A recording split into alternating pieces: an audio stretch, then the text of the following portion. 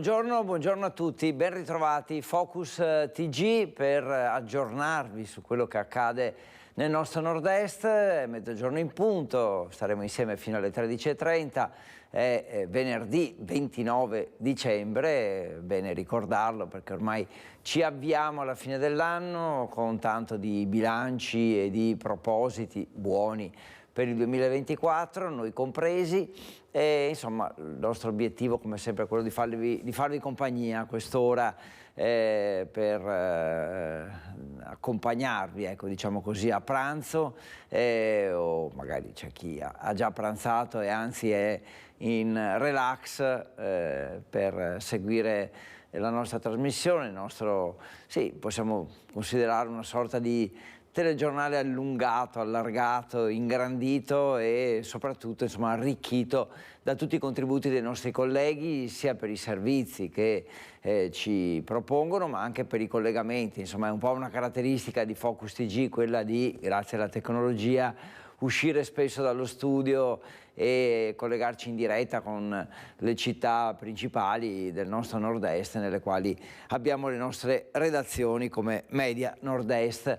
Allora, in attesa proprio di collegarci, perché abbiamo tanta informazione, tanta cronaca anche per quest'oggi, intanto ve ne sarete accorti insomma tutti, c'è una sorta di picco di influenza, perché in effetti insomma influenza e Covid si stanno manifestando con numeri importanti. C'è il vaccino che ovviamente va sempre consigliato. Io stesso poco fa ho cercato una data disponibile, ce ne sono, parlo per Padova, ma insomma anche a breve c'è la possibilità di vaccinarsi sia contro l'influenza che contro il Covid, e dicevo di dati in aumento, una sorta di picco con 250.000 padovani. Ci concentriamo su Padova, ma la situazione è sicuramente analoga anche nelle altre province, che sono a letto. Il picco è vero e proprio, quando arriverà ce lo dice il direttore generale dell'azienda ospedaliera di Padova. E noi abbiamo registrato come azienda ospedaliera un picco di accessi al pronto soccorso e di ricoveri per quanto riguarda il Covid nell'ultima settimana di novembre e la prima di dicembre. Per quanto riguarda invece l'influenza, il picco sta arrivando in questa settimana e nella prima probabilmente settimana dell'anno. Lo certifica il direttore generale dell'azienda ospedaliera di Padova, Giuseppe Dalben. Il picco di influenza stagionale non è ancora arrivato. Le stime dei medici parlano di almeno 250.000 padovani che trascorreranno il Capodanno a letto, un'ondata che è arrivata prima rispetto agli anni passati. Nell'ultima settimana abbiamo registrato ben 871 accessi al pronto soccorso pediatrico, cioè quasi 900 bambini che nell'ultima settimana hanno avuto accesso al nostro pronto soccorso pediatrico, per fortuna con pochi ricoveri.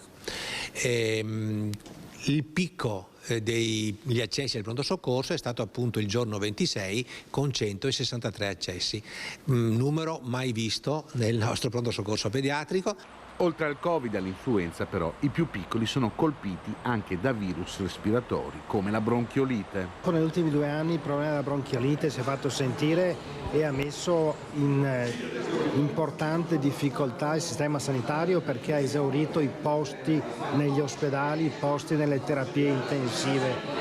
La bronchiolite è una malattia causata da questo virus che si chiama virus respiratorio sinciziale, che c'è sempre stata, però negli ultimi anni dopo il Covid è aumentata come frequenza. Però anche per questa malattia ci sono importanti novità. Adesso ci sono dei nuovi anticorpi monoclonali che possono essere fatti al neonato e prevengono la bronchiolite. È molto probabile che per la stagione prossima saranno disponibili anche in Italia. Ecco, notizie importanti. Dunque avete sentito anche sul fronte della ricerca per quello che riguarda le malattie pediatriche, la bronchiolite in particolare, quindi insomma ci aspettiamo una situazione migliore rispetto a quella di quest'anno. Avete sentito numeri da record per quanto riguarda gli accessi al pronto soccorso pediatrico. insomma speriamo che poi siano sempre casi in cui ci si può tranquillamente affidare ai medici, ai farmaci e quindi superare indenni le difficoltà. Sì, oggi la giornata anche dei funerali di Vanessa Ballan, tra poco andremo a Castelfranco proprio per parlare di questa giornata, parteciperà il Presidente del Veneto Zaia che ha proclamato il lutto regionale.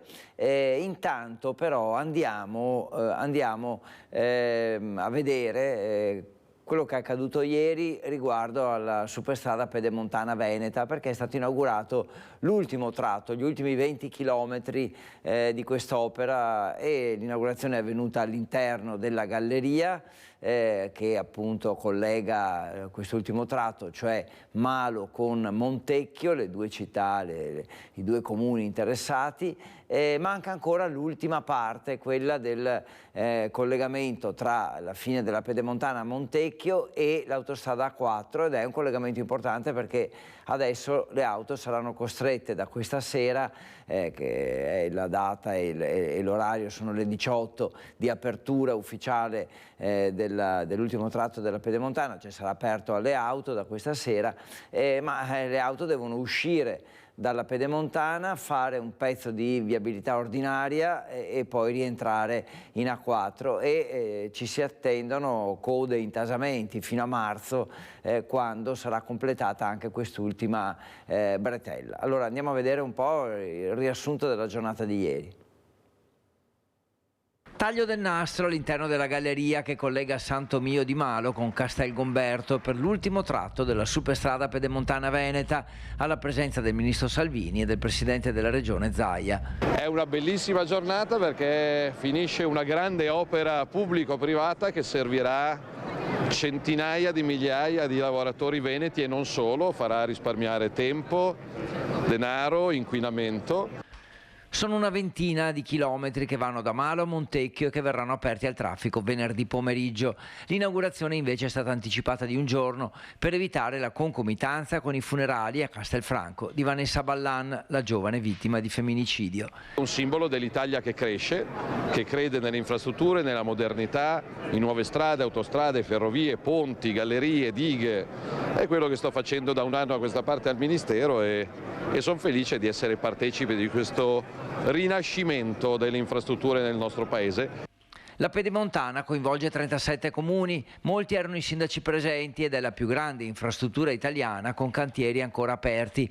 Poco più di 2 miliardi e 200 milioni il costo dell'opera. Il pedaggio, non immune da critiche, è difeso da Zaia. E questa è l'infrastruttura tra le nuove autostrade in Italia che ha i pedaggi più bassi, allineate verso il basso.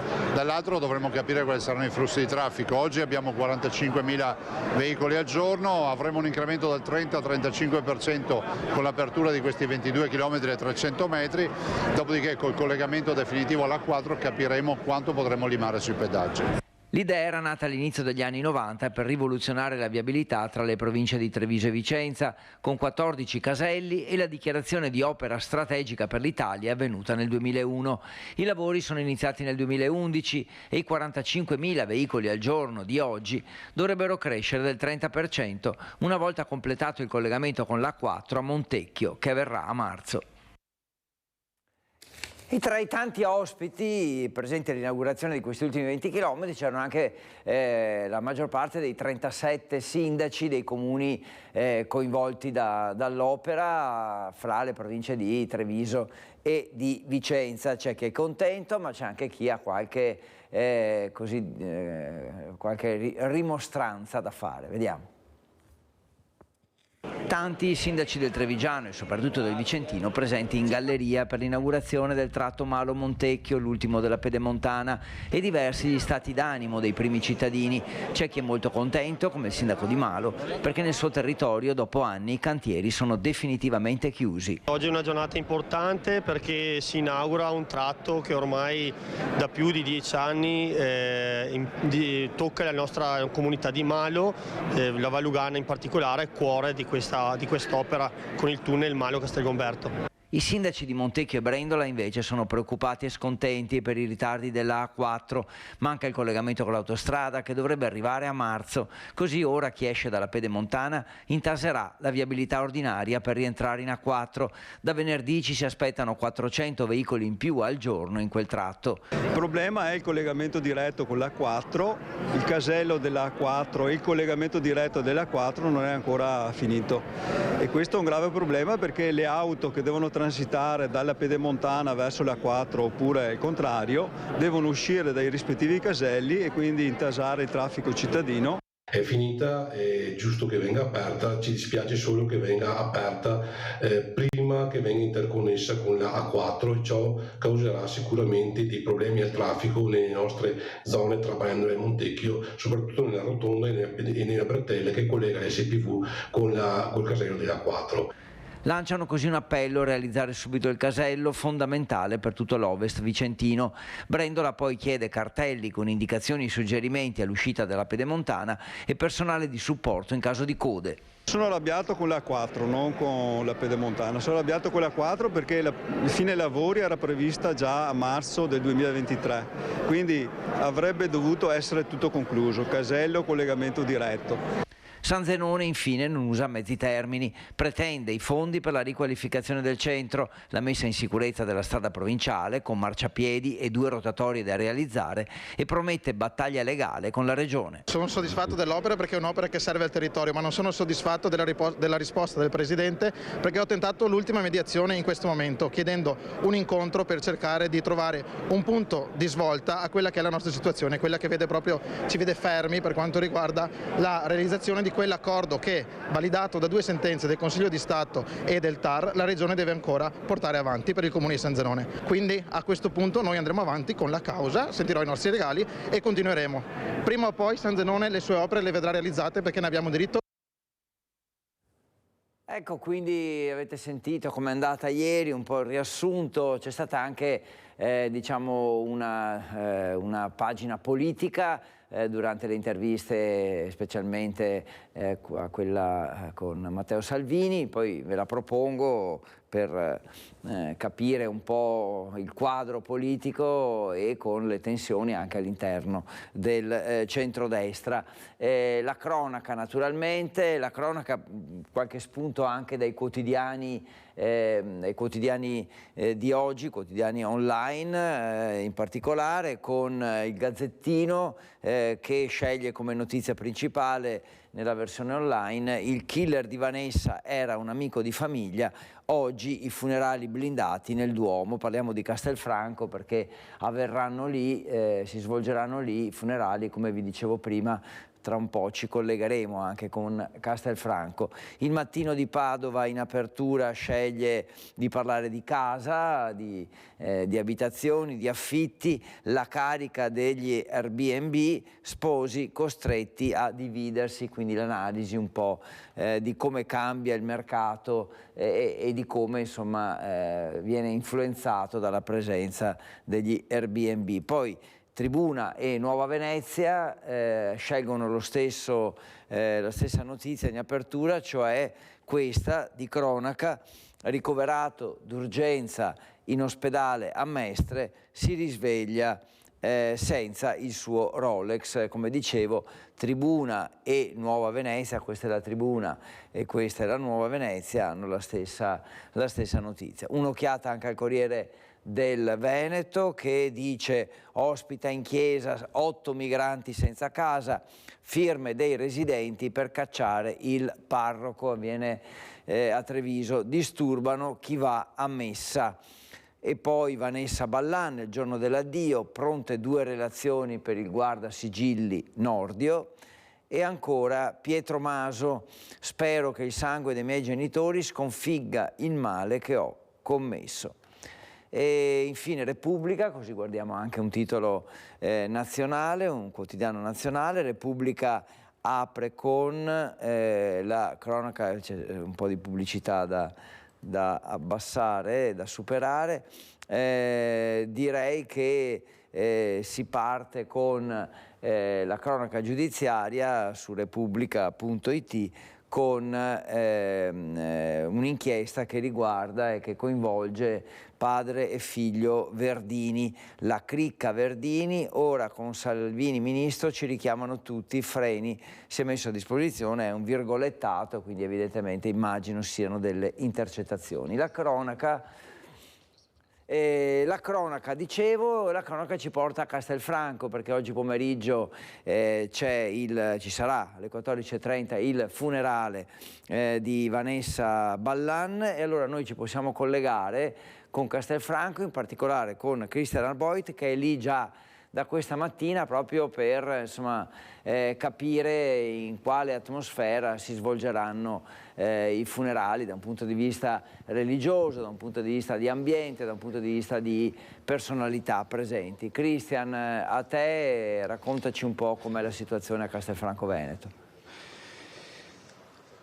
Sì, Federico, buongiorno anche da parte di Nicoletta Rizzetto e telespettatori di Rete Veneta. Ci troviamo davanti al Duomo di Castelfranco, dove alle 14:30 inizieranno i funerali di Vanessa Ballan, l'ultimo saluto di Castelfranco, di tutto il territorio della Castellana, alla giovane mamma 26enne uccisa martedì scorso all'interno della propria abitazione di Spineda di Riese Pio X da Bujar Fandaj, 41enne kosovaro che per questo delitto si trova ora in carcere a Santabona con l'accusa di omicidio plurimo aggravato. Le indagini stanno andando avanti, non passa giorno, non passa ora che non si aggiungano nuovi dettagli. Resta il fatto che c'è una donna massacrata, un femminicidio che sconvolge e che ha fatto discutere e che ha ovviamente addolorato un'intera comunità, una comunità che per l'appunto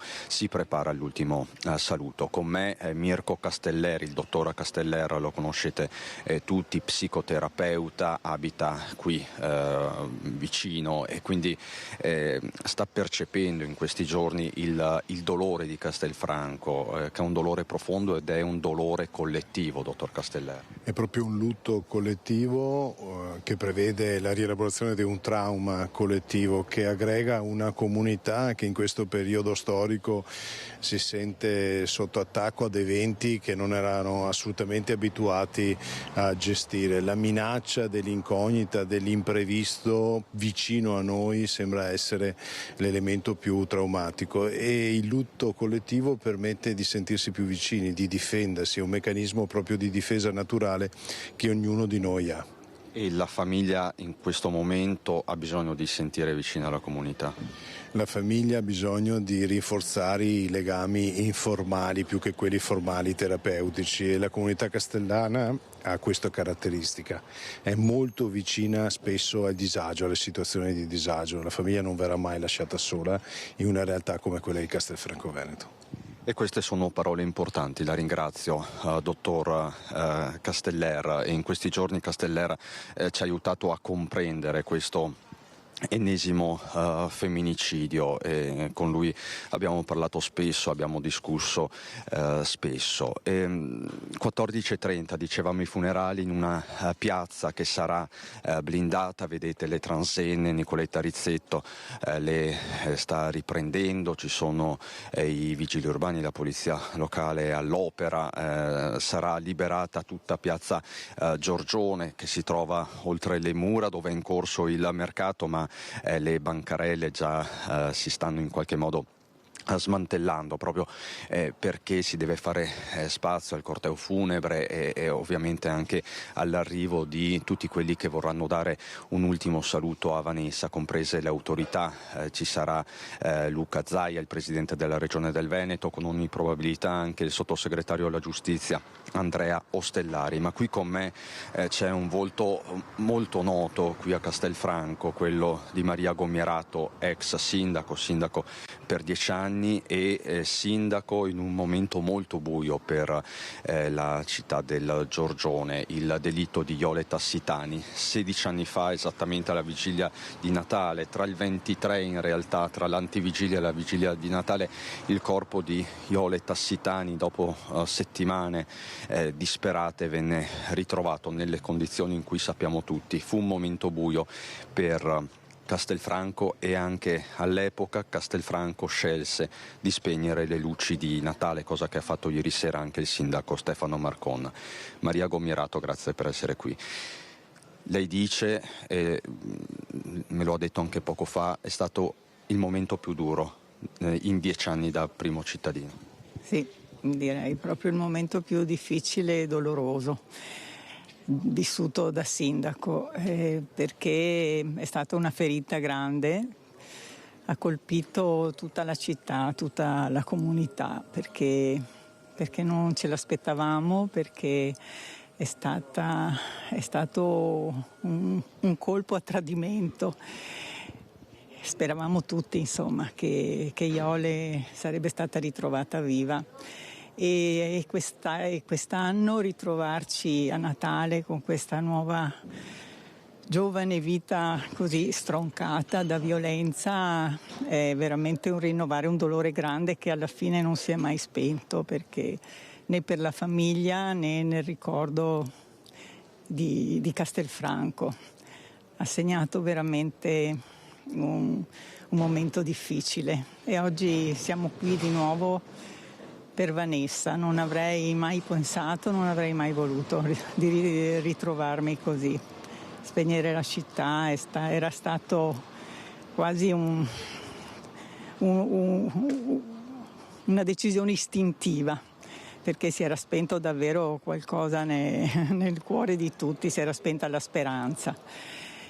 Però questa speranza adesso dobbiamo riaccenderla, in qualche modo dobbiamo riaccenderla proprio a partire da questo nuovo fatto così terribile.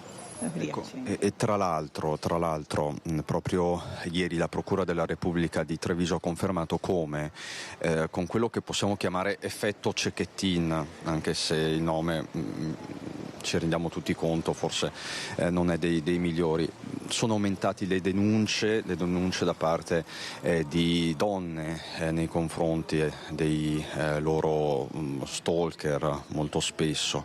Erano 39 tra il 15 di ottobre e il 15 di novembre di quest'anno nella Marca trevigiana, sono state una cinquantina tra il 15 di novembre e il 15 di dicembre, quindi tante donne si sono fatte avanti proprio sull'onda del delitto di Giulia Cecchettin. La stessa Procura dice probabilmente anche questo nuovo caso porterà una maggiore consapevolezza da parte delle vittime di questo genere di violenza. Certo, bisogna arrivare sempre a questo, Gomierato, e allora, anche questo impone una riflessione. Ecco, io spero che questo possa essere quasi uno spartiacque, cioè che possa effettivamente nascere o che stia nascendo una speranza nuova e anche una fiducia nuova nelle istituzioni, nella possibilità di prevenire questi fatti. È stata sensibilizzata molto l'opinione pubblica proprio da queste due giovani vite stroncate, Giulia e Vanessa, in questo periodo, in queste settimane. E quindi il fatto che ci sia questa maggiore apertura, a me, io lo leggo come un segno di speranza. Ecco, voglio leggerlo come un segno di speranza. Una presa di coscienza che si può fare qualcosa, che ci sono delle istituzioni attente, che la società è pronta per dare risposte e per aiutare. Mi auguro davvero che sia così, deve essere così, perché fatti come questi, momenti come questi, no, ripeterne basta. Per riaccendere ovviamente la luce di cui parlava Maria Gomierato. Io la ringrazio per questa preziosissima testimonianza. Allora, Federico, in conclusione ti ricordo che alle 14:30 si svolgeranno i funerali di Vanessa, l'ultimo saluto della famiglia, degli amici, di un'intera comunità. Il lutto è regionale, è stato proclamato da Luca Zaia, confermato nella giornata di ieri. Ci sono delle iniziative in corso in tutta la Castellana, nei 6 comuni della Marca occidentale, serrande abbassate al momento dei funerali, e poi appunto ogni territorio sta adottando le proprie iniziative. È comunque il giorno del dolore e non potrebbe essere altrimenti. Con Nicoletta Rizzetto, Federico da Castelfranco, dalla Piazza del Duomo, ti restituisco la linea. Grazie Cristian, buon lavoro a te Nicoletta Rizzetto. Insomma, seguiremo ovviamente per quanto possibile i funerali di oggi. Poi tra un po' andiamo a Padova perché ci sono argomenti collegati in un certo senso anche a questo tema, quello della violenza sulle donne, perché il questore di Padova ha fatto un bilancio del 2023 parlando anche di questo argomento. Intanto a Venezia è in corso una conferenza stampa che è quella del sindaco Luigi Brugnaro, un po' di riassunto. Vediamo se riusciamo a collegarci e sentire direttamente qualche parola del sindaco Brugnaro. Piccola alinga polemica, ma che ci deve essere, perché se andato l'ultimo anno non mi cavo qualche sassolino dalle scarpe, non serve neanche una conferenza stampa.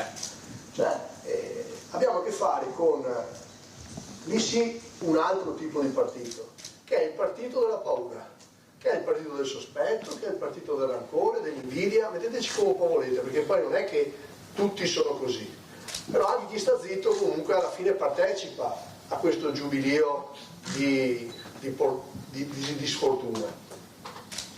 Nel senso che questa città, io ho compiuto 62 anni a settembre, questa città sono 50 anni che aspetta lo stadio. 50 anni. Io da quando ero piccolo che volevamo lo stadio.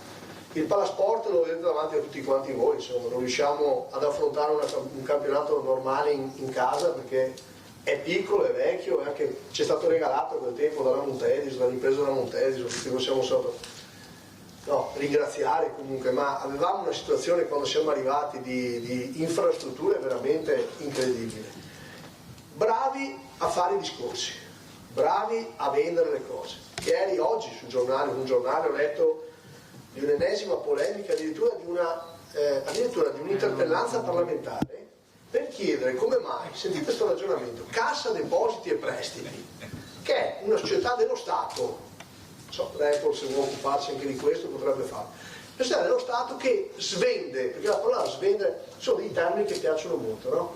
Svende il patrimonio pubblico, Cassa Depositi e Prestiti svende, è come la banca, e aveva acquistato dal comune a 50 milioni l'ospedale al mare del Lido. Ma domandatevi, ma perché lo vende a 25 milioni e sono contenti di averlo venduto? Non solo perché si è deprezzato, come giustamente ha detto il presidente di quartiere del Lido, ma anche perché a me è venuto sospetto che quegli immobili, quelle cartolarizzazioni fatte in passato, quando la spesa pubblica era il sindaco Brugnaro che sta parlando delle infrastrutture, sta parlando del Palasport e dello stadio. Sapete che c'è una polemica in corso, comunque una discussione su questo che parte, ecco, diciamo, dai finanziamenti PNRR che sembravano messi in discussione e quindi c'è molta attesa per questo sviluppo e il sindaco ci tiene, è uno delle sue priorità, quella sua e dell'amministrazione, quella legata al nuovo stadio, al Palasport. Adesso stava parlando anche dell'ospedale al mare. Allora, poi torniamo a sentire naturalmente Brugnaro con i nostri colleghi che sono lì. Però avevamo con Christian Arboit trattato il tema della violenza sulle donne, abbiamo parlato di questo, c'è una notizia collegata in un certo senso perché parliamo del caso di Vanessa Ballan ma anche delle mosse della Procura che presto invierà una doppia relazione agli ispettori del Ministero su perché non sia stata adottata una misura cautelare nei confronti del kosovaro dopo la denuncia per stalking e quindi questo certamente è un tema che è in continuo aggiornamento, anche perché non è detto che il kosovaro rinunci al silenzio, cioè potrebbe anche dal carcere Santa Bona in cui è rinchiuso, il carcere di Treviso, potrebbe anche parlare. Facciamo un po' il punto della situazione giudiziaria allora con Christian Arboit.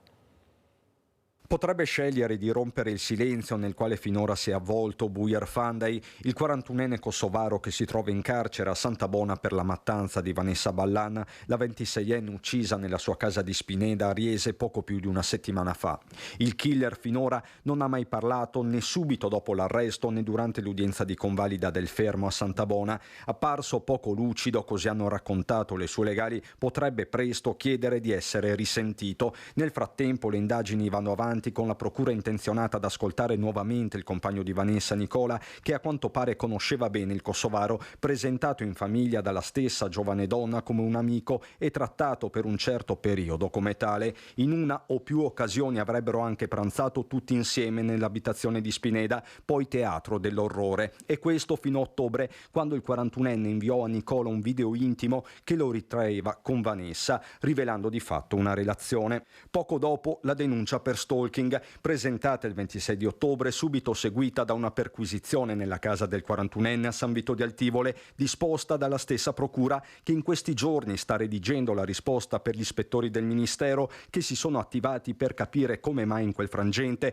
il PM non abbia chiesto una misura cautelare come il divieto di avvicinamento. Le relazioni saranno due: una sarà a cura dei due PM che si alternarono tra il 26 e il 27 di ottobre, l'altra verrà redatta dal procuratore capo. Altri dettagli utili per le indagini arriveranno dal rapporto finale dell'anatomopatologo, che potrebbe però essere depositato solo a fine febbraio, inizio marzo, decorsi i termini di legge. Arriverà certamente prima l'esito del test di paternità sul feto che Vanessa aveva in grembo. E a proposito di violenza di genere, l'attivazione di codici rossi nella Marca è in aumento. Erano 39 tra metà ottobre e novembre, sono stati 50 nel mese successivo, complice l'effetto della vicenda di Giulia Cecchettin, che ha evidentemente spinto molte vittime a denunciare. Ancora la cronaca, intanto siamo arrivati alle 12:31, mi devo girare per guardare l'orologio, 12:31, Focus TG, dalle 12 insieme fino alle 13:30. Siamo stati a Castelfranco con Christian Arboit per parlare del funerale che alle 14:30 si svolgerà nel Duomo per dare l'ultimo saluto a Vanessa Ballan. Abbiamo visto in diretta una parte della conferenza stampa del sindaco di Venezia Luigi Brugnaro, conferenza che sta seguendo la nostra Anna Maria Parisi, e poi usciremo ancora dallo studio spesso per collegarci con le altre nostre città del nord-est. Però dicevo, la cronaca insomma guida sempre il nostro Focus TG, il più possibile spazio alle notizie che sono proprio in divenire. È una notizia di questa mattina che arriva da Vicenza, con un noto spacciatore di droga che è stato arrestato dagli uomini della Guardia di Finanza e trovato in possesso di oltre mezzo chilo di droga tra cocaina e hashish. Sentiamo Daniele Garbin.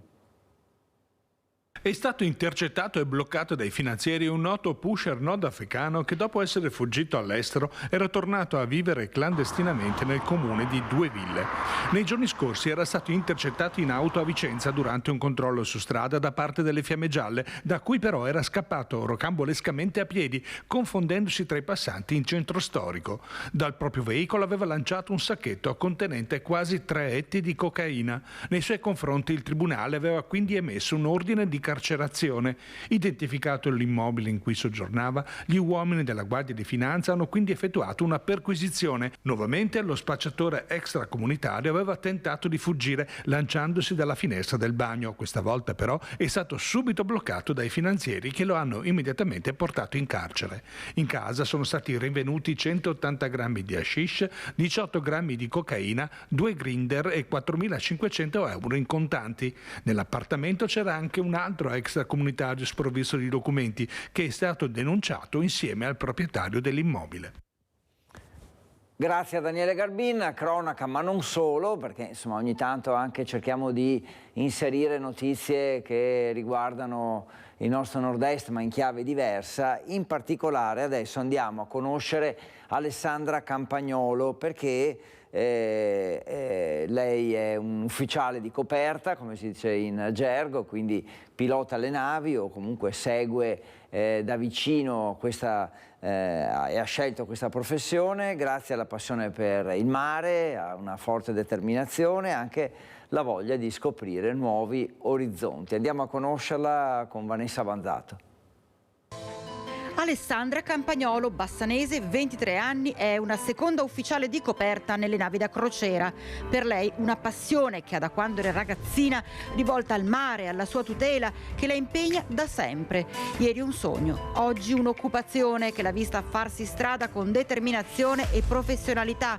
Un diploma con massimo dei voti e lode all'Istituto Nautico Venier di Venezia, premiata come studentessa modello, iscritta alla facoltà di biologia marina. Ho iniziato a imbarcare già quando avevo 16 anni su navi a carico, mi sono innamorata dell'ambiente, quindi ho deciso che quello sarebbe stato il mio lavoro, almeno per questa fase della mia vita, e quindi niente, appena mi sono diplomata ho iniziato subito a imbarcare sulle navi da carico e insomma questa è diventata la mia ragione di vita. Questo lavoro richiede un sacco di sacrifici, soprattutto la parte familiare, gli affetti, partire, stare lontano da casa per tanto tempo non è facile, soprattutto perché la vita di bordo sembra quasi una realtà alternativa, nel senso si vive proprio come se fosse un'altra famiglia o quasi in una città, e quando si torna a casa bisogna un attimo, come se avessi messo in stop la vita qui e bisogna un attimo riprendere tutto quanto da capo, quindi sì, richiede molti sacrifici, però allo stesso tempo è molto stimolante. In questo io ho trovato la mia forza, nonostante le difficoltà del lavoro, anche magari rispetto il genere, perché magari sono una donna in un contesto molto maschile, anche il fatto della giovane età, sono tutte cose che mi hanno estremamente stimolata a tirar fuori il mio carattere, quindi sono contenta perché anche a livello personale sento che sto crescendo come persona grazie anche al percorso professionale che ho scelto. Gli occhi dell'ufficiale Campagnolo brillano di vita e di energia, di grinta e di passione quando ci racconta le sue esperienze. Il viaggio più bello che ho fatto, diciamo che sono appena stata al Polo Nord ed è stata un'esperienza per me emozionante, appunto perché non avevo mai visto tutto quel ghiaccio, non avevo visto mai quelle terre che sembrano completamente inabitate, in realtà pululano di vita. Invece il viaggio che non vedo l'ora di fare è quello in Antartide, che mi aspetta appunto tra pochissime settimane, dove avrò finalmente la possibilità di vedere i pinguini, di stare letteralmente alla fine del mondo, e per me è davvero una grandissima emozione. E per il suo futuro? Desidero di fare quello che posso per diventare la versione migliore di me. Ovviamente in mezzo ci sto mettendo tante cose come l'università, la scrittura, ci sono tante cose che mi stanno formando come persona, quindi spero di poter portare avanti tutte queste mie passioni insieme per diventare qualcuno, insomma, tra 10 anni. Tanti complimenti ad Alessandra Campagnolo per la strada che ha scelto, per la carriera che ha intrapreso, ma vediamo tanta determinazione, quindi sicuramente altri traguardi arriveranno per lei. Andiamo a Padova adesso, non facciamo aspettare la nostra Valentina Visentin. Buongiorno Valentina, non ricordo con chi sei, per cui adesso ci saluti anche da parte di Cristian Roccaiende. Grazie a Italo Morao e Andrea Bassi in regia, che ogni tanto mi suggeriscono, per fortuna, e che mi aiutano. Allora, Valentina e Cristian, siete stati dal Questore, un bilancio che avevo anticipato poco fa, un bilancio che ha trattato anche il tema delle donne, quindi a te la linea e ovviamente un riassunto di quello che è accaduto in Questura.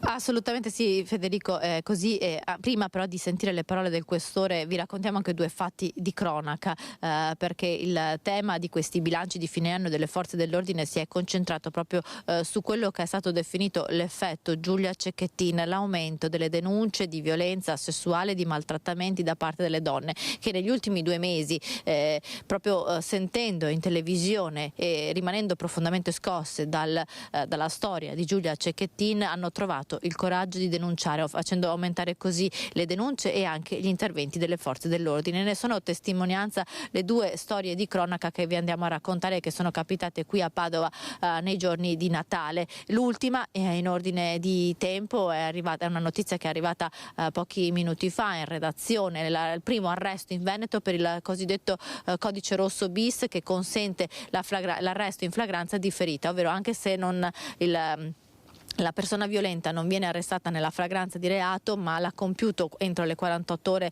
precedenti, può essere arrestato. E cosa è successo? Una donna è stata aggredita in pieno centro a Padova dal compagno. I passanti hanno notato questa aggressione, hanno chiamato il 118 e il 118 ha poi avvertito la polizia, che, svolgendo una breve indagine, ha scoperto una storia di maltrattamenti, un'odissea che durava oltre un anno per questa giovane ragazza marocchina, che adesso è ricoverata in ospedale, ma ci ricostruisce tutto Francesco Rattai nel suo servizio.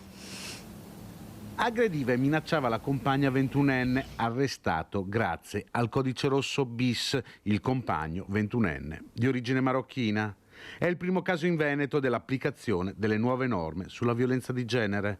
La polizia è intervenuta in pronto soccorso dopo la segnalazione giunta al numero di emergenza 113, che riferiva di aver trasportato presso la struttura sanitaria una donna che poco prima era stata aggredita fisicamente dal compagno.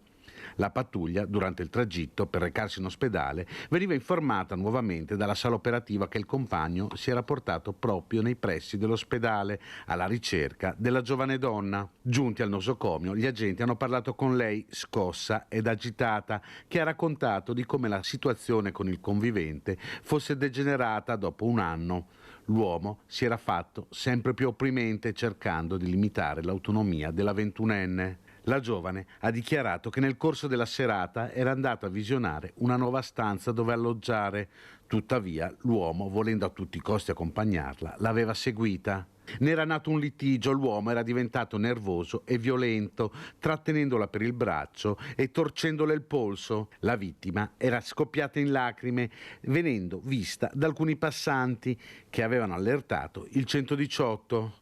Inoltre, alcuni giorni prima, la 21enne era stata vittima di un'altra aggressione fisica da parte del compagno, a seguito della quale aveva perso i sensi e veniva portata all'ospedale di Chioggia. Durante il racconto dei fatti ai poliziotti, la donna riceveva continue chiamate e messaggi da parte del compagno.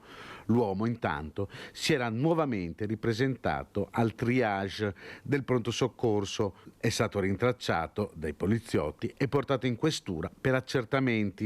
A seguito della procedura di identificazione è stato arrestato per maltrattamenti e portato in carcere a disposizione della Procura della Repubblica di Padova, in applicazione della nuova fattispecie chiamata arresto in flagranza differita. La ragazza, invece, è stata ricoverata in ospedale per ulteriori accertamenti. Ieri invece vi avevamo raccontato la storia di una giovane studentessa libanese di 20 anni che la mattina di Natale aveva trovato il coraggio invece di denunciare un ragazzo conosciuto qualche giorno prima che l'aveva fotografata nuda e che la stava ricattando, costringendola ad avere un rapporto sessuale. E ieri c'è stato l'interrogatorio di garanzia, per il giovane è stato disposto l'obbligo di firma. Lo ricostruiamo la vicenda nel nostro servizio. Arresto convalidato ma disposto l'obbligo di firma. Il 27enne magazziniere di origine marocchina accusato di violenza sessuale nei confronti di una 20enne studentessa libanese è stato scarcerato dopo l'interrogatorio del giudice. Il pubblico ministero aveva chiesto per lui il divieto di avvicinamento. Il giovane la sera di Natale, mentre era in casa della 20enne, l'aveva spiata mentre si faceva una doccia, fotografata mentre era nuda e poi aveva anche tentato un approccio toccandola nelle parti intime. Poi, dopo essere stato cacciato, aveva iniziato a ricattarla minacciandola di diffondere le foto di nudo se lei non avesse avuto un rapporto sessuale con lui. La ragazza la mattina di Natale si era così rivolta alla polizia per denunciarlo. Il 27enne, dopo l'arresto davanti al giudice per l'interrogatorio di convalida, si è detto dispiaciuto per aver insistito troppo, ma le sue non erano solo insistenze, erano minacce anche in tono aggressivo. Nonostante questo, il giudice ha disposto solo l'obbligo di firma. E appunto di questi casi di violenza ha parlato il questore di Padova, Marco Odorisio, nel suo bilancio di fine anno. Io restituisco la linea allo studio e vi lascio con le parole del questore di Padova. Questo è un fenomeno che deve vedere l'impegno di tutti quanti. Sicuramente c'è stato un effetto, noi lo interpretiamo in maniera positiva, no? Dopo purtroppo il femminicidio di Giulia Cecchettin, dove sono aumentate le segnalazioni, sono aumentate le denunce. Ciò significa che tutto ciò che prima era sommerso adesso comincia ad emergere, e l'invito è proprio quello a denunciare, ma già ai primi momenti, ai primi segnali, no, dell'inizio del ciclo della violenza, quindi quando siamo ancora nella fase della violenza verbale, con frasi magari sessiste o una violenza psicologica, uscire allo scoperto, segnalare subito in maniera tale da così interrompere il ciclo della violenza e scongiurare poi eventuali e probabili conseguenze ben più gravi.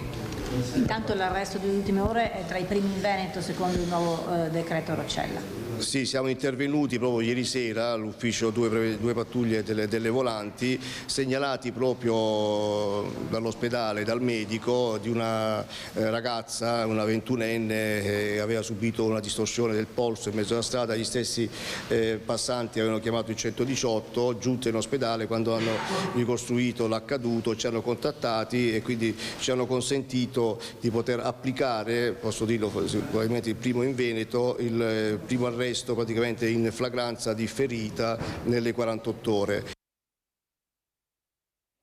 E quindi ampia pagina sul tema dei maltrattamenti contro le donne, grazie a Valentina Visentini e a Cristian Roque Allende, che ci hanno un po' fatto il punto della situazione, il questore, ma anche il primo arresto con le nuove norme del codice rosso. Non facciamo aspettare però Anna Maria Parisi, che è collegata con noi da Venezia. Anna Maria, abbiamo sentito in diretta qualche pezzo della conferenza stampa di Luigi Brugnaro, stava parlando dello stadio, del Palasport, insomma temi a lui molto cari. Cosa sta succedendo a Venezia? Insomma, un quadro un po' più generale di quello che stai seguendo. Buongiorno a te e non so a chi sia con te, quindi un doppio saluto naturalmente. Grazie Federico, buongiorno anche a te. Sono con Alberto Pivetta che sta effettuando le riprese. Dunque hai già illustrato un quadro generale di quanto sta accadendo qui in Municipio Mestre, dove si sta tenendo la conferenza stampa della Giunta con il sindaco di Venezia Luigi Brugnaro, ancora in corso il suo intervento come vediamo, e seduta che è iniziata con il ricordo di Vanessa Ballan, così dai saluti della Presidente del Consiglio Comunale Ermelinda Damiano, che ha voluto ricordare anche Giulia Cecchettin. Adesso il sindaco sta intervenendo nel dettaglio su una polemica che è sorta proprio da pochissimo, ovvero la presenza ancora da diversi mesi della bandiera israeliana che sventola sul balcone del municipio di Venezia Cafarsetti, bandiera che secondo cerimoniali di Stato è previsto sosti, diciamo così, per un po' ma non per tanti mesi, nel momento in cui la questione è stata sollevata da una frangia dell'opposizione, tutta la città insieme. Brugnaro non è entrato nel dettaglio di questo particolare, tra l'altro segnalazione che è arrivata anche al neoprefetto, però ha detto di come Venezia sia città per la pace, ricordando come sia stato firmato di recente, dopo 3 anni di trattativa, diciamo così, internazionale, con Hiroshima, questo importante trattato. Quindi quanto sta accadendo a Venezia è anche molto delicato dal punto di vista delle relazioni internazionali.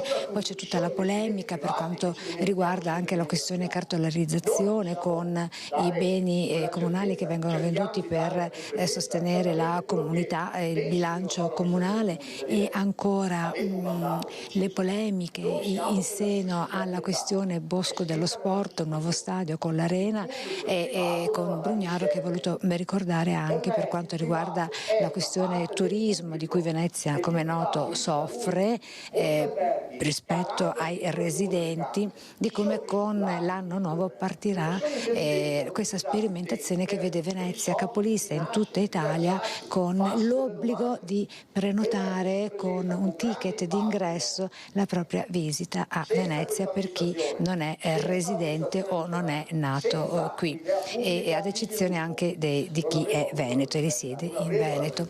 Quindi tutto un excursus anche sui giornalisti che non sempre seguono come dovrebbero, a suo dire, le questioni che riguardano appunto Venezia con le iniziative della Giunta.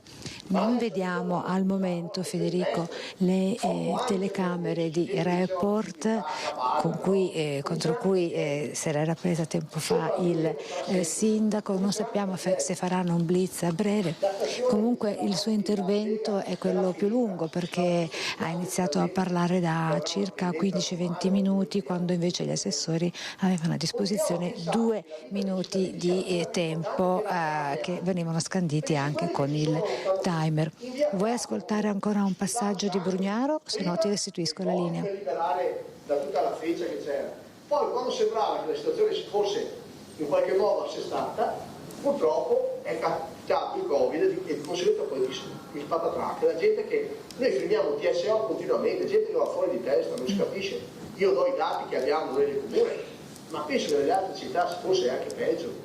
Noi almeno reagiamo, guardiamo i fatti nostri e ci rendiamo conto che ancora tante cose vanno fatte.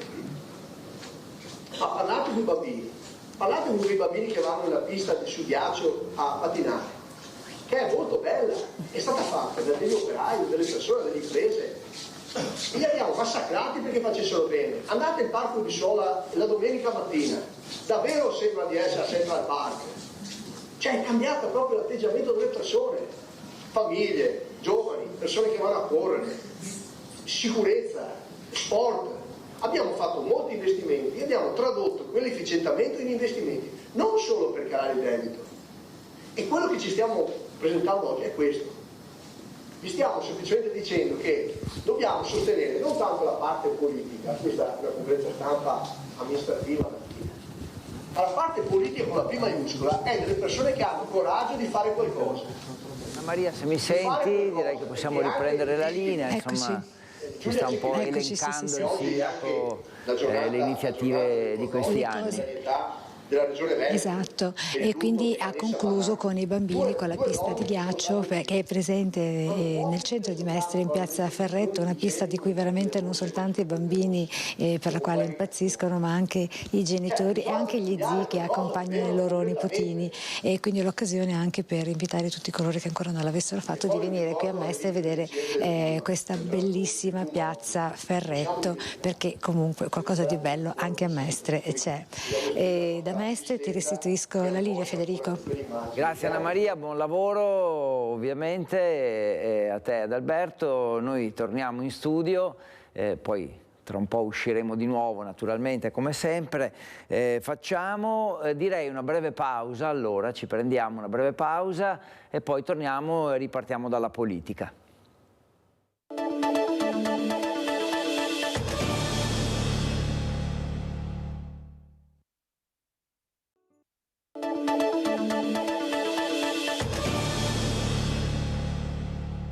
(12:54), ben rientrati per questo Focus TG di venerdì 29 dicembre 2023, data completa.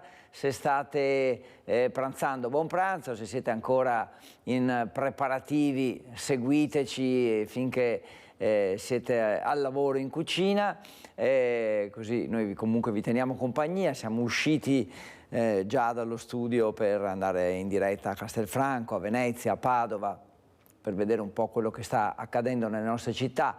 Tra poco usciremo di nuovo, andremo a Bassano, andremo a Treviso, e intanto insomma la cronaca, la politica che adesso riprendiamo in mano, perché sul terzo mandato per i presidenti di regione ci sono scintille nel centrodestra, veramente ci sono da un po'.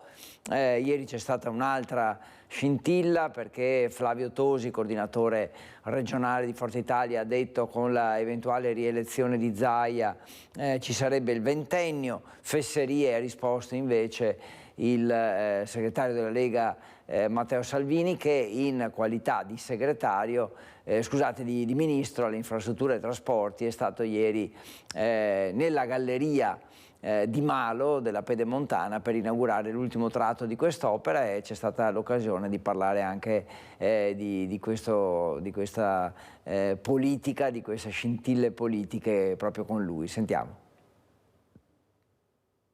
Votano i veneti, votano i cittadini, quindi mi sembra veramente una fesseria. Secondo me è logico, è banale, è democratico che se un cittadino apprezza il suo sindaco, il suo governatore, possa continuare a votarlo.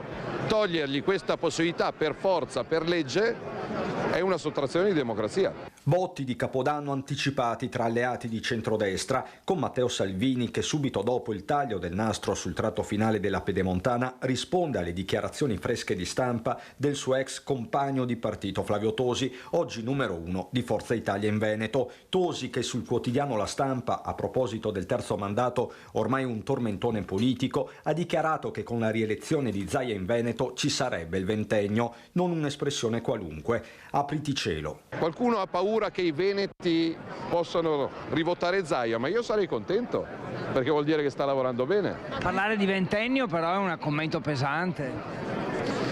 Diciamo che qualcuno magari... Non voglio far polemica, dai. E Salvini rilancia: se democrazia deve essere, allora si ritornino a eleggere anche le province. La posizione della Lega è sempre stata chiara, a favore del terzo mandato, a favore della reintroduzione delle province. Oggi le province ci sono a metà come un dopolavoro, ma le province si occupano delle scuole dove vanno i nostri figli e delle strade che usiamo noi per andare a lavorare. Perché non reintrodurre le province elette direttamente ai cittadini con poteri e denari? E questa era la pagina politica che vi avevamo proposto sulla rielezione sul tema della rielezione dei presidenti di regione. Adesso andiamo a Treviso, torniamo alla cronaca con una raccolta firme per chiedere al vescovo di cacciare il parroco che ha accolto in chiesa i migranti. Succede a Santa Maria del Sile, la situazione è indecente, si intervenga, dicono i promotori, e c'è un malessere diffuso nel quartiere. Ecco, lei sta facendo una raccolta firme per mandar via il prete. Sì, praticamente che dopo tanti anni è l'ora che se ne vada, perché non tutti, c'è tanta gente che non lo vuole più, perché tramite gli immigrati che vengono qua e altre cose non è giusto, insomma. Abbiamo già il dormitorio qua, adesso vedere anche la gente che va a dormire in chiesa, non so se è giusto. La raccolta firme è pronta a partire e il modulo fresco di stampa non lascia spazio a interpretazioni. Sta in questi fogli il malumore crescente di parte della popolazione a Santa Maria del Sile, quartiere residenziale di Treviso, dove in chiesa il parroco Don Giovanni Kirchner ha scelto di ospitare migranti e senza tetto. 6 i posti ricavati a ridosso dell'altare in nome dell'accoglienza. Per diversi residenti però la situazione è al limite, la convivenza non è facile.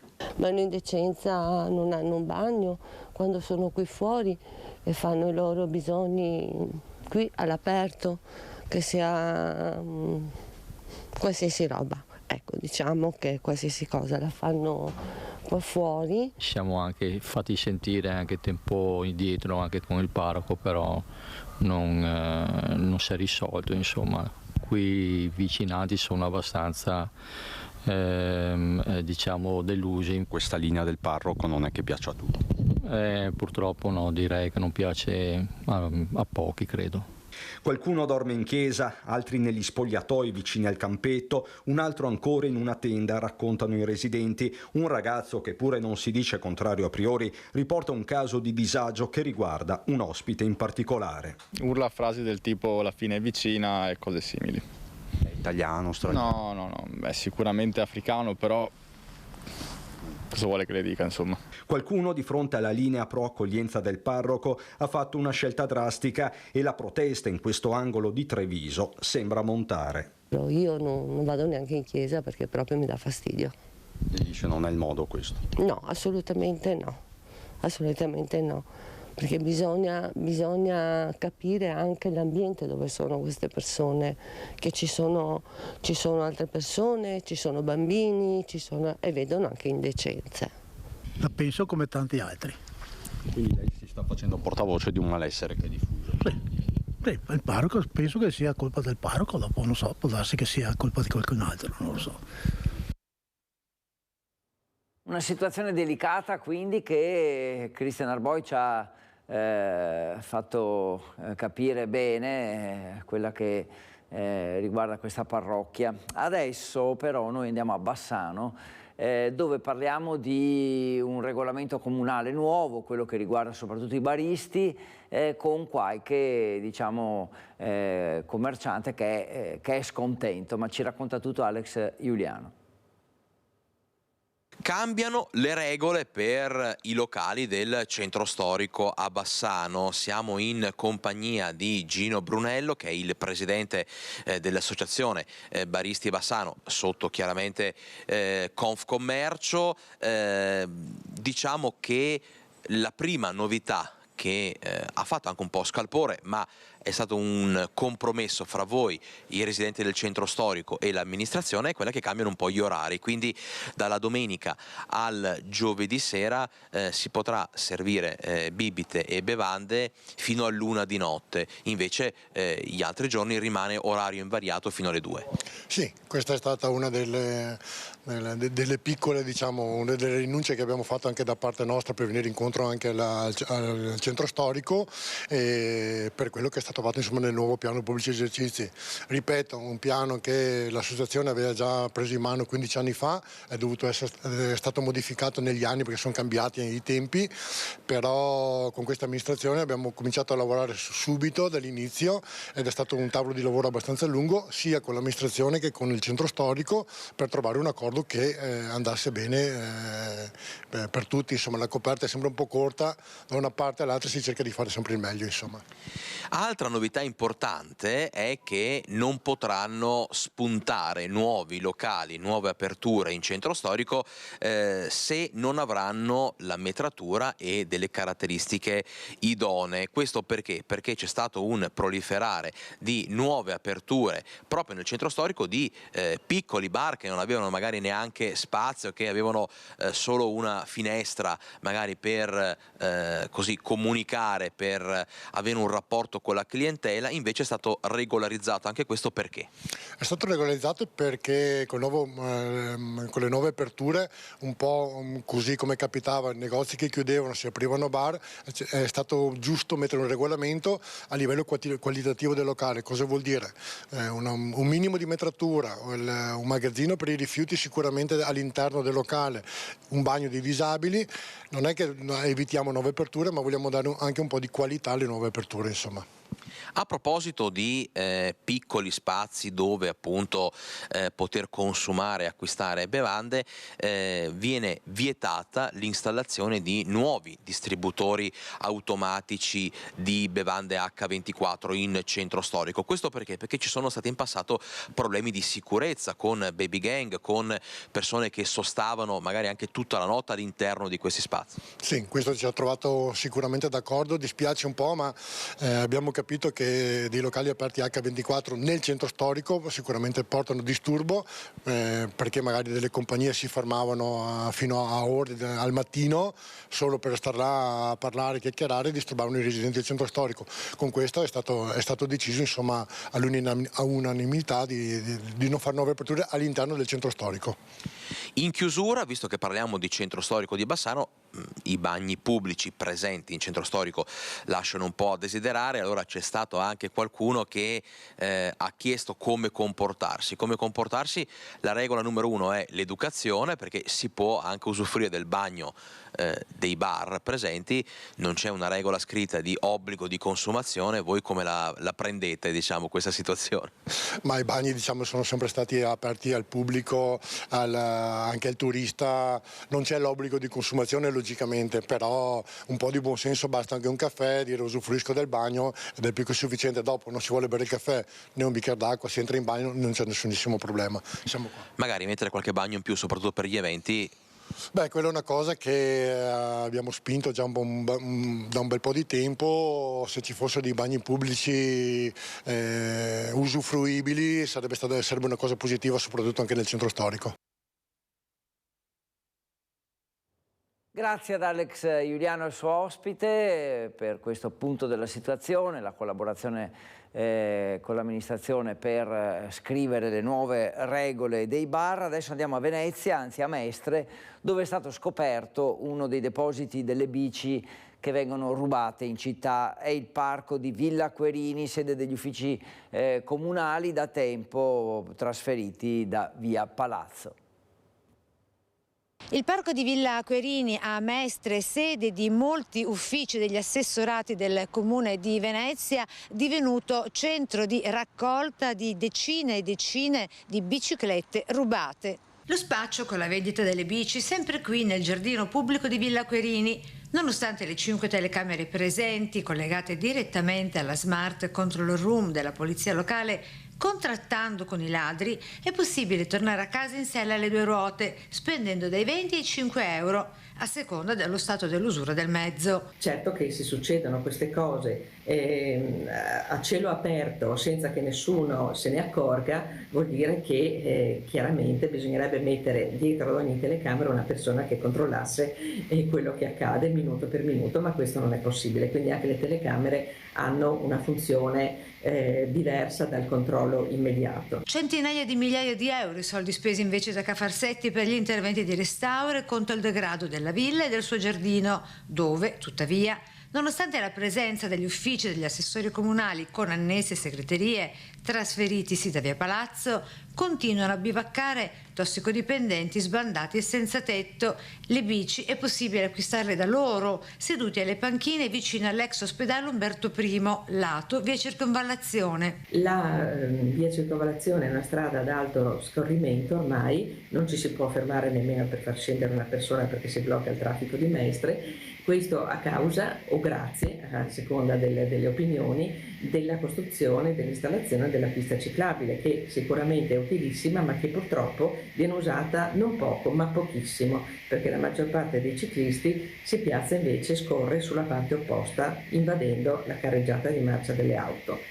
Quindi diciamo che questo tipo di degrado facilita sicuramente poi quello che accade all'interno del parco, perché è una zona che resta abbandonata, che resta buia.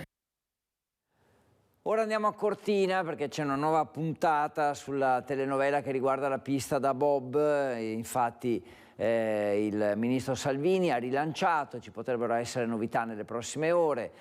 Sentiamo qual è il punto della situazione. A Cortina c'è ancora in rovina quella di un tempo che fu. L'enigma da sciogliere in vista delle Olimpiadi invernali del 2026 è pista da bob sì, pista da bob no, e soprattutto dove.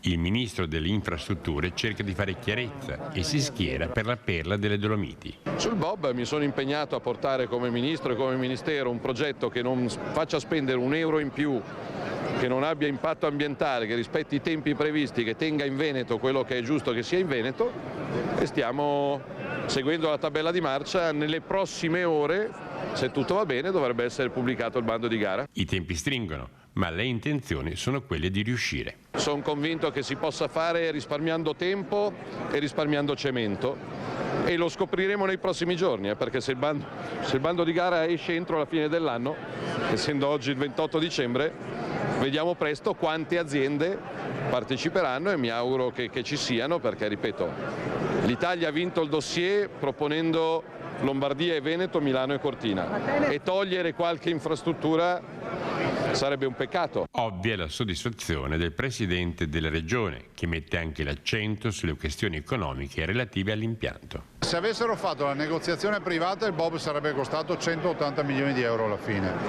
Se va in porto questo progetto, che è bob completo, che però ha solo un limite, che è quello delle tempistiche, perché ormai sono veramente tirate, soprattutto rispetto ai test event, ma soprattutto al collaudo, direi che qui avremmo fatto, diciamo, tombola, perché facciamo un bob low cost all'interno del budget fissato, che è di 81 milioni di euro, il che vorrebbe dire che rispetto a prima si risparmiano 100 milioni di euro. E dopo aver fatto il punto della situazione sulla pista da bob ci prendiamo una pausa, ci fermiamo un attimo, poi torniamo per l'ultima parte di Focus TG.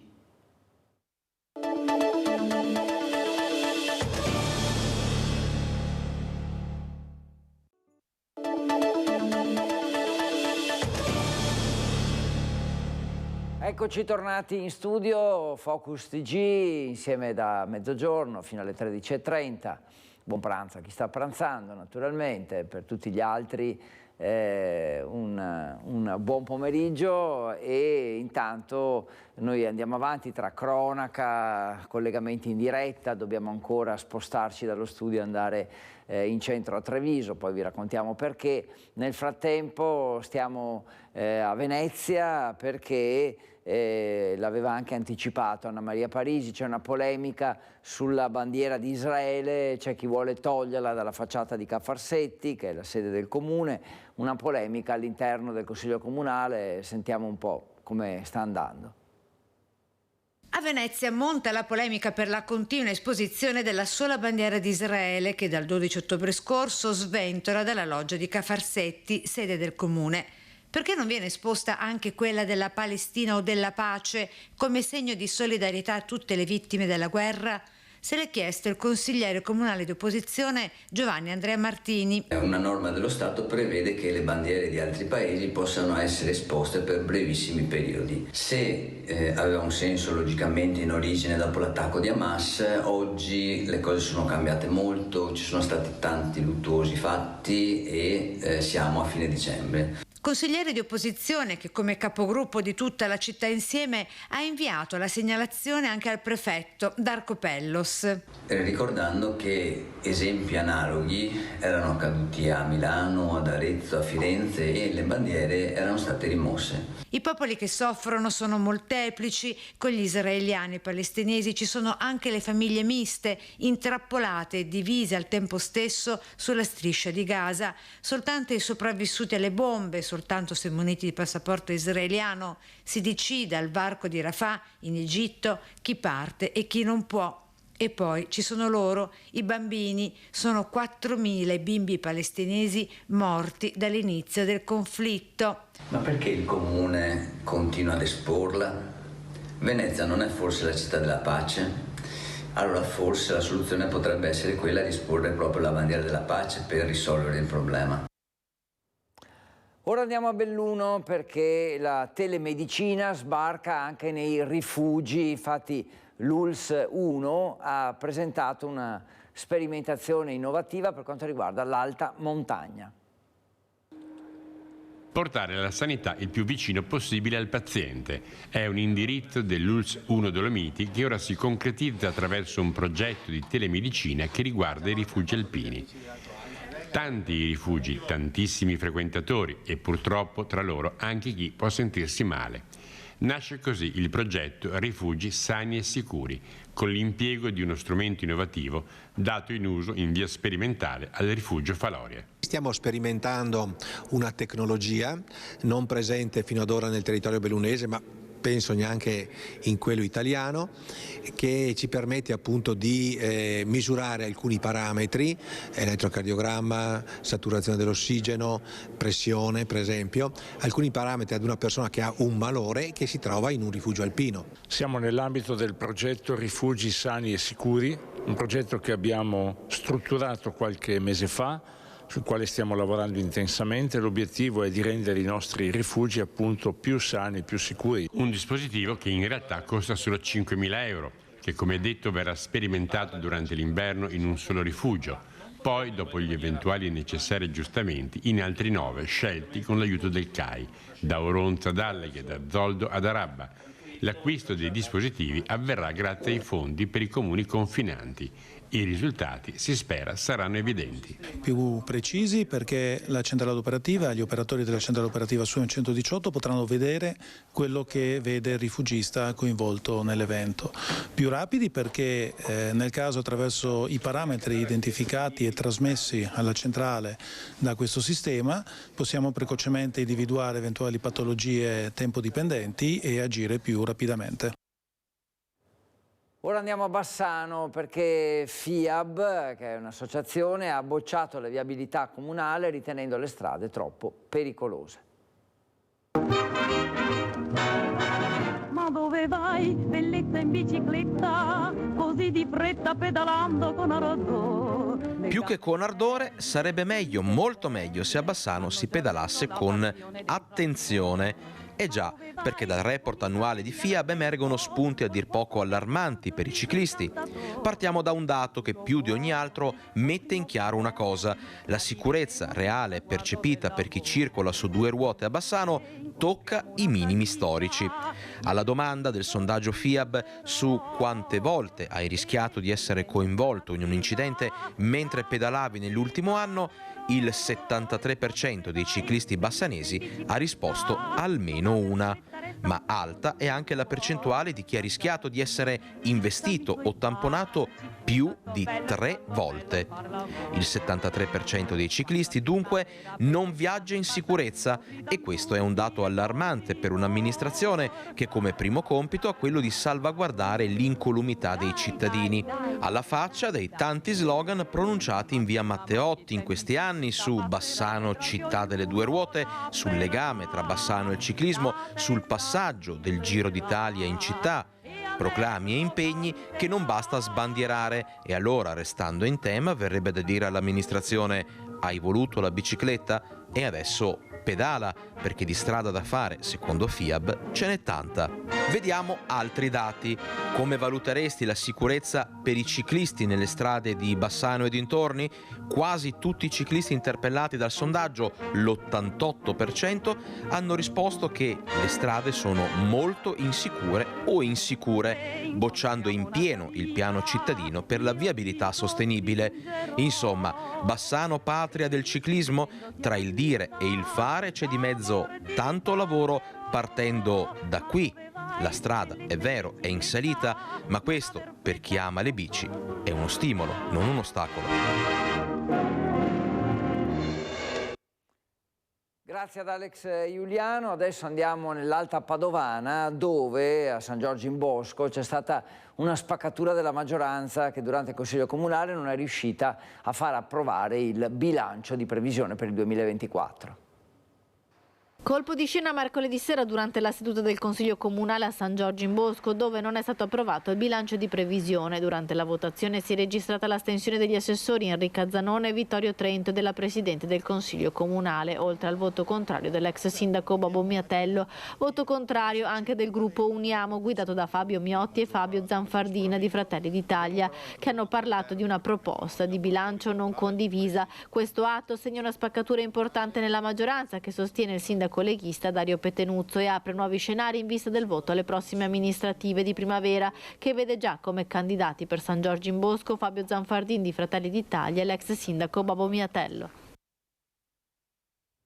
Guardiamo avanti, guardiamo a Capodanno. A Vicenza infatti ci sono già dei provvedimenti con i botti vietati dal 31 dicembre al 7 gennaio per tutelare persone e animali, e poi è stato predisposto il piano di sicurezza in Viale Roma per il concerto di fine anno di Max Gazzè.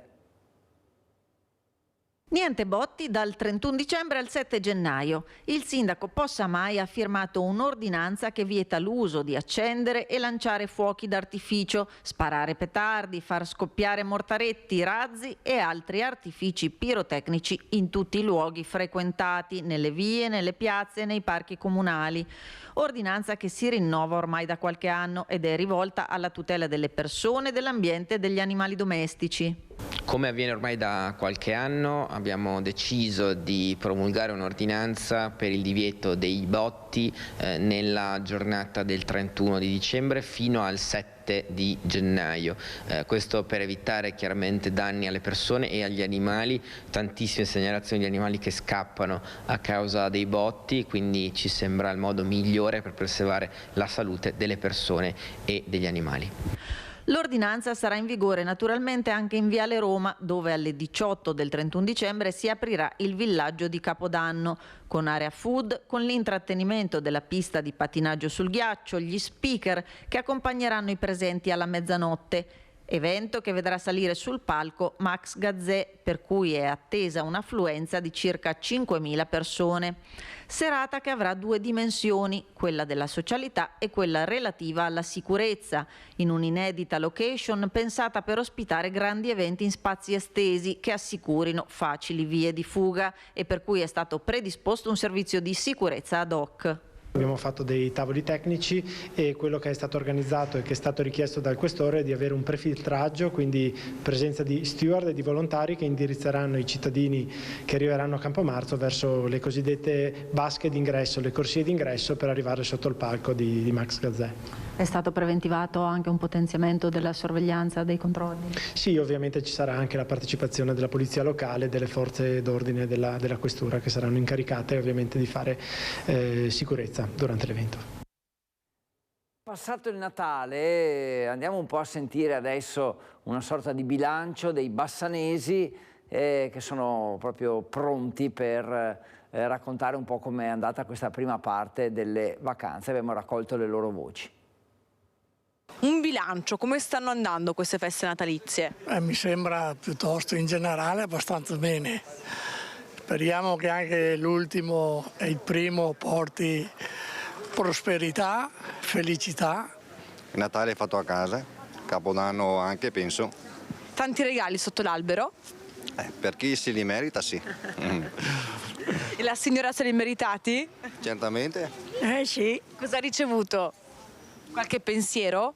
Sì, l'amore dei miei figli è la cosa più bella che ho ricevuto. Cosa ha fatto per questo Natale? Sono in ferie, quindi le cose migliori sono le ferie. Se le sta godendo tutte? Tutte. Come è andato il Natale? Bene. Cosa avete fatto? In famiglia con un figlio perché l'altro aveva altri impegni. Abbiamo fatto adesso la lingua, cappello al prete, dopo il cappone con i tortellini di Valeggio, prima un po' di antipasto. Sono stata invitata da mio figlio, ho passato una giornata bellissima. Ricevuti tanti regali? Tanti e belli.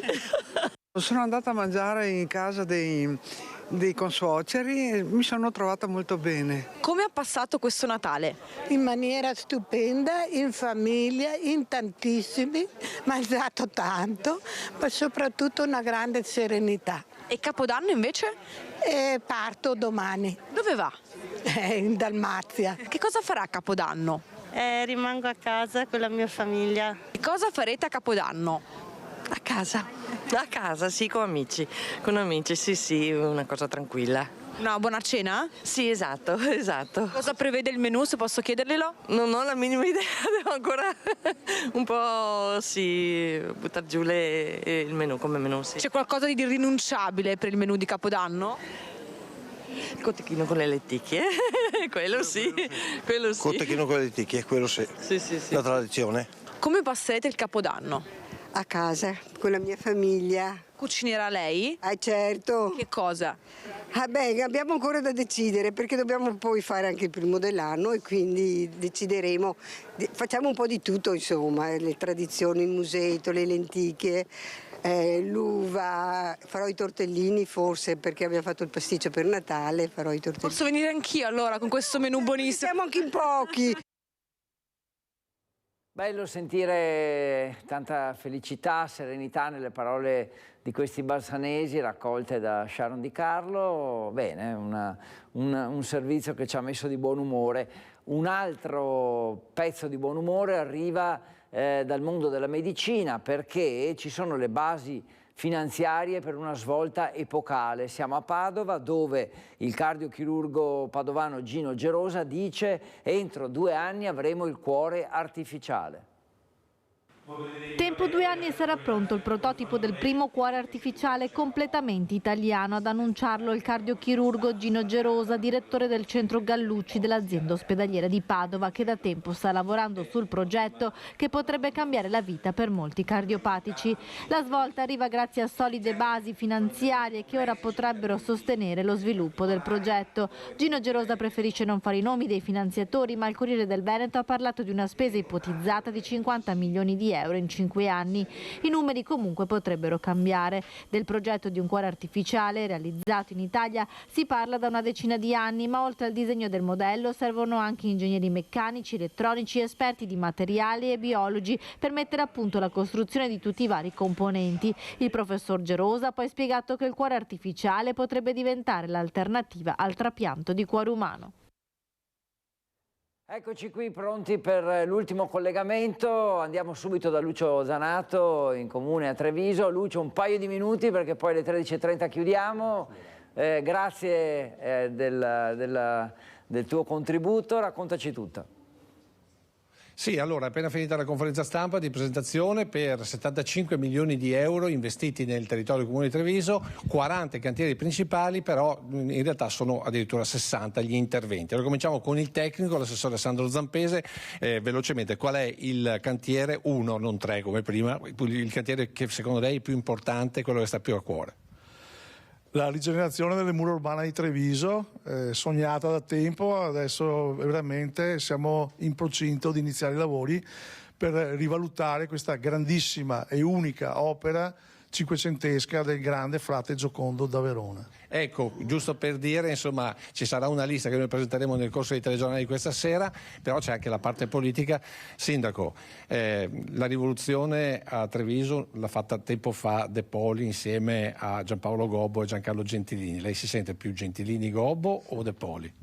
Ma io mi sento fortunato ad aver raccolto delle eredità pesanti di De Poli, di Gentilini, di Gobbo, che hanno formato una classe dirigente e l'attuale sindaco con questa sensibilità nei confronti della comunità, perché ricordo con grande orgoglio che tutte le opere presentate oggi sono frutto delle segnalazioni e delle richieste che arrivano dai nostri cittadini ai nostri consiglieri comunali, quindi frutto di un grande lavoro di squadra, ben poi interpretato dall'assessore Zampese e da tutto il settore lavori pubblici, però è un cronoprogramma di lavori che nasce dalla comunità, dalle esigenze dei nostri cittadini, che mette al centro certamente i bambini, i giovani, lo sport, la cultura, la rigenerazione, la sostenibilità ambientale. Insomma, siamo riusciti a centrare tanti obiettivi politici che ci eravamo posti. Ovviamente adesso comincia la fase quella operativa dei cantieri, che ci deve vedere tutti coinvolti, compresi i cittadini, che a fronte di 75 milioni di euro di investimenti dovranno anche portare un po' di pazienza se ci sarà qualche disagio. Cittadini, turisti, gente che viene a Treviso. Senta, tutti i cantieri che sono già partiti partiranno nel 2024, proseguiranno per tutto il mandato, ma c'è chi dice che lei nel 2025 si trasferisce a Venezia. No, ma io sono chiamato a fare il sindaco di Treviso e lo cerco di fare nel migliore dei modi, perché i cittadini mi hanno dato la loro fiducia e poi quel che sarà in futuro, però voglio dire, oggi io sono totalmente concentrato su queste opere, su una visione e una programmazione della nostra città che mi ha dato tanto, mi sta dando tanto e che pretende tanto da questo sindaco. Quindi io sono il sindaco di Treviso e continuerò a fare questo. Grazie, so che abbiamo pochissimo tempo, ti restituisco la linea, stasera il servizio. Grazie infinite Lucio, grazie anche ai tuoi ospiti, al sindaco Conte e all'assessore Zampese, grazie davvero. E infatti eravamo proprio in chiusura, quindi rispettati i tempi, si chiude qui Focus TG di oggi, venerdì 29 dicembre. Grazie ancora per averci seguito e naturalmente appuntamento poi con tutti gli approfondimenti nei notiziari che avremo questa sera, ma rimanete con noi anche nel pomeriggio naturalmente. Grazie, a presto.